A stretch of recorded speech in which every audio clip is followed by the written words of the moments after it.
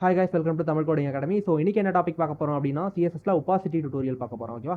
So இந்த opacity tutorial என்ன அப்படின்னா ஏற்கனவே நம்ம பார்த்துருப்போம். ஸோ ஒரு இமேஜ்க்கோ இல்லை ஒரு கண்டென்ட்க்கோ ஒரு எலமெண்ட்டுக்கோ அதோட இன்டென்சிட்டி லெவல், லைட் இன்டென்சிட்டி லெவலை கம்மி பண்ணுறது. ஓகேவா? தென் இங்கே ஒப்பாசிட்டிக்கு ஃப்ரம் 1 to 0, ஓகேவா அப்படின்னு இருக்கும். ஸோ டிரான்ஸ்பரன்சின்னு சொல்லுவோம் நம்ம, இல்லையா? ஸோ எப்படி இருக்குன்னு பார்ப்போமே. ஸோ ட்ரைமி கொடுக்குறேன். ஓகே, தென் இந்த இடத்துக்கிட்ட ஒரு ஸ்டைல் இருக்குது, இதை கட் பண்ணிக்கிறேன், இது இங்கே பேஸ்ட் பண்ணுறேன். தென் இந்த ஹெட் அண்ட் HTML வரைக்குமே நான் ரிமூவ் பண்ணிடுறேன்.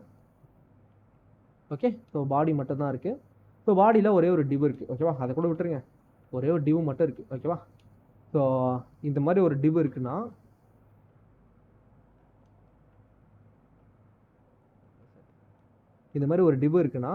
ஸோ இந்த டிவுக்கு நம்ம என்ன பண்ணுறோம், செலக்ட் பண்ணிக்கிறோம் கிளாஸ்ன்னு கொடுத்து. ஸோ இதுதான் அந்த கிளாஸ்க்கான கோட். ஓகேவா? with 200 pixel, height 200 pixel, we got a square, background color we got a red. என்ன டியூட் ரெட் மாதிரியே இல்லை பிங்காக இருக்குன்னு கேட்குறீங்களா? ஸோ ஒப்பாசிட்டின்ற ஒரு ப்ராப்பர்ட்டியை கொடுத்து அதுக்கு நான் என்ன பண்ணியிருக்கேன், 1ன்னு கொடுத்துருக்கேன். ஸோ எதுவுமே கொடுக்கலனாலும் பியூராக ரெட்டாக தான் இருக்க போகுது, பிளாக் பண்ணிட்டேன். ஓகேவா? இப்போ இந்த இடத்துக்கிட்ட 1லேருந்து கம்மி பண்ணிட்டே வரேன். 1 தான் மேக்ஸிமம் வேல்யூ. ஸோ 0.9 அதோட டிரான்ஸ்பரன்சி. ஓகேவா? ஸோ லாஸ்ட்டாக இது எங்கே பார்த்தோம், ஞாபகம் இருக்கா? Z index யாருக்கெல்லாம் ஞாபகம் இருக்குது? layers. Yeah, Z index. Layers is also called Z index. 5, 4, 3, 2, 1.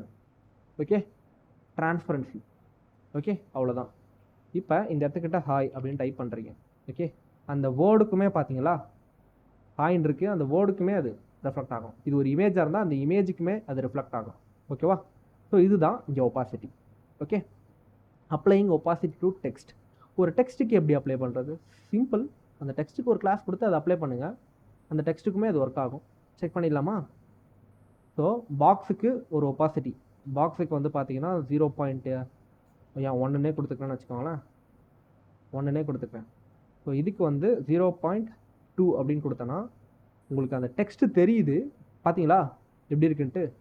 So 0.4, 0.6, 0.8, 0.9 இல்லையா, 0.2, 0.1. ஸோ உங்களால் பார்க்க முடியுது இல்லையா? Still you can able to view this one, right? So இதுதான் ஒப்பாசிட்டி.